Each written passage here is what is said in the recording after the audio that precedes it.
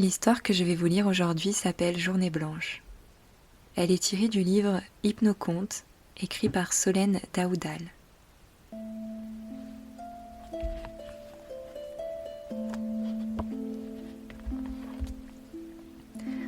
Avant la neige, l'air semble descendre au plus profondément dans les poumons.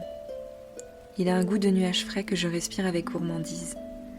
Je viens juste de refaire surface à l'angle de la 2e avenue et de la 86e, après une plongée dans l'atmosphère confinée du métro. Je m'élance dans l'Upper East Side. La rue file droit entre la masse de 2 blocs, 2 falaises de briques, de verre et de métal, décorées d'enseignes et de néons.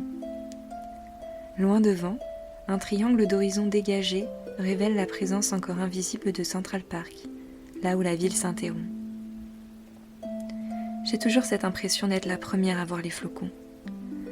L'île de Manhattan, elle, lève à peine les yeux et paraît tout d'abord impassible devant l'impertinence de leur tourbillon.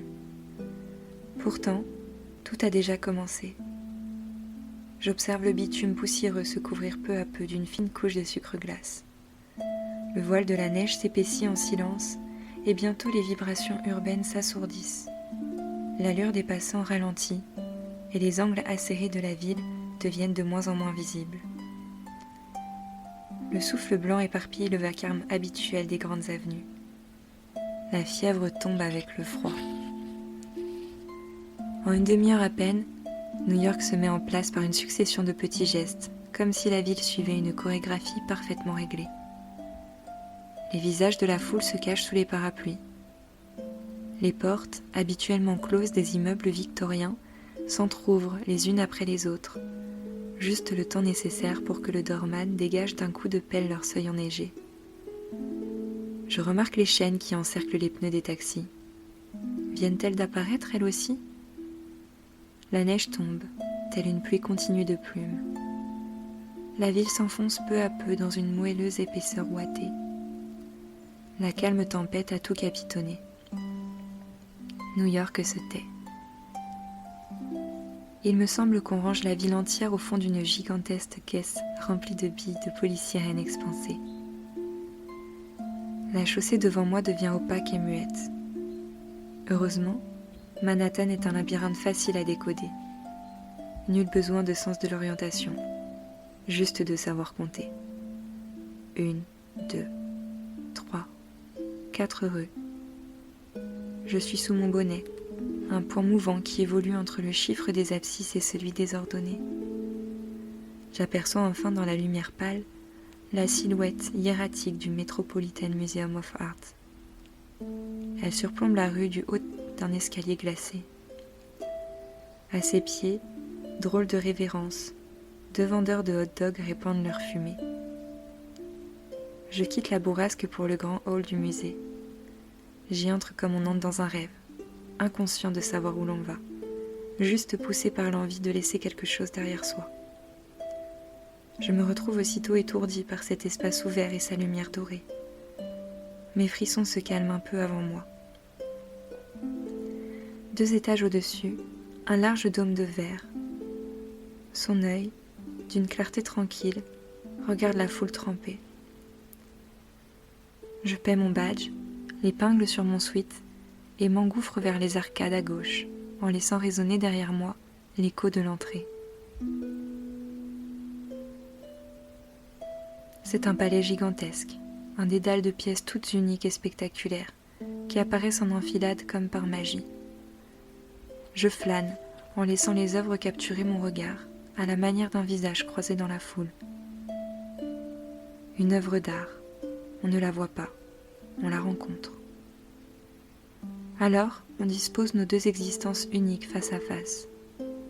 On lui laisse de la place, on lui donne du temps, et l'aura qu'elle dégage se mêle à la nôtre. Dans la section gréco-romaine, premier arrêt sur image. Face à moi rayonne Eros endormi. Niché sur un nuage de marbre blanc, ce petit ange de bronze paraît respirer calmement dans un profond sommeil. La tendresse de sa chair sombre contraste avec la clarté presque douillette de la pierre. Je devine le délice de l'indolence au travers de ses yeux clos. Tout ce que l'on voudrait voir n'est pas forcément visible. À quoi songe cet enfant, blotti depuis 23 siècles sous ses ailes légères? Les rêves des roses s'infiltrent dans mon esprit poreux et le rendent, je le sens, passablement flottant. Les salles se succèdent ici, comme les générations humaines. Pour peu qu'on ne suive pas les flèches, on se retrouve vite en plein paradoxe spatio-temporel. Je franchis un couloir et me retrouve cerné par 3 dieux des îles du Pacifique. Au centre de la galerie, un plafond suspendu formé de centaines de plaques de bois peint délimite la présence invisible d'une maison de cérémonie. Je vais m'y réfugier. Chacun des panneaux qui composent ce ciel magnifique est orné de motifs géométriques. Difficile de percevoir en même temps les détails et l'ensemble. Des symboles mystérieux, les visages des esprits et ceux d'animaux totems forment une héraldique que je ne comprends pas, mais qui résonne pourtant en moi telle une langue ancienne que je me rappelle avoir oubliée.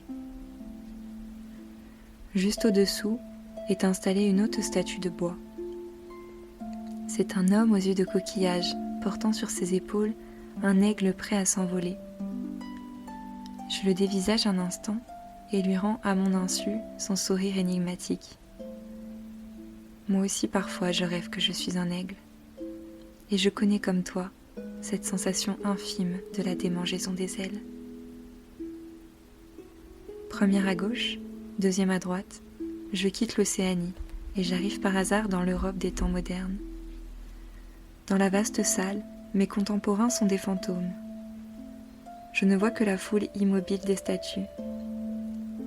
Adonis, Perséphone, Sappho, et là Hercule, qui sans me faire signe m'appelle pourtant à ses côtés. Hercule archer, c'est un demi-dieu en bronze doré figé dans un effort insensé. Cette figure a plus que de la force, quelque chose à m'apprendre. Je l'observe patiemment, à défaut de pouvoir l'écouter. Chacun de ses muscles en métal martelé est tendu au reflet de son arc dressé. Hercule appuie avec vigueur son pied gauche sur un rocher. Il est prêt à tirer, mais il n'a nulle corde à tendre, nulle cible à viser, nulle flèche à planter. Je l'entends me dire « Tout cela n'a pas vraiment d'importance. Le but, s'il en est, c'est le geste parfait pour l'éternité. » Je comprends alors comment la maîtrise et le calme équilibrent l'attention. Je retiens la leçon. Je salue mon maître et m'enfuis à droite vers un nouveau passé. Ce sont alors les lueurs des vitraux du Moyen-Âge qui éclairent une salle sombre. Ici, on peut voir de près les panneaux qui étaient auparavant scellés en haut des cathédrales.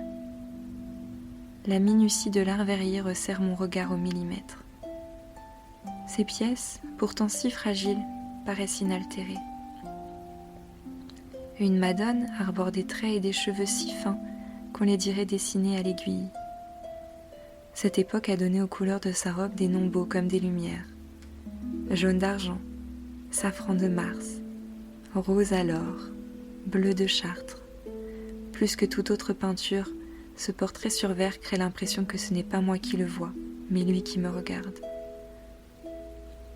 La douceur maternelle de ce visage m'apaise comme un concombre de soleil.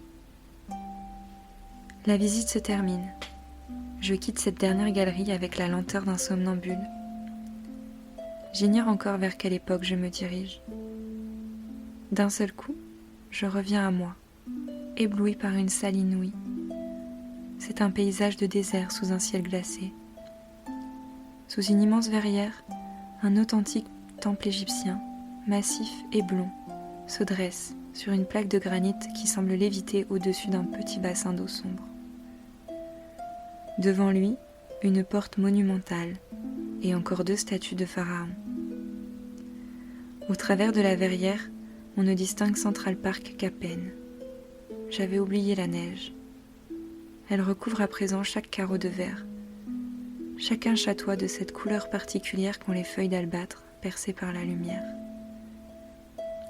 Ici, plus rien n'a de sens, hormis la beauté. Ce temple est un sanctuaire d'Isis, réfugié à New York pour fuir le destin funeste d'être enseveli sous les eaux.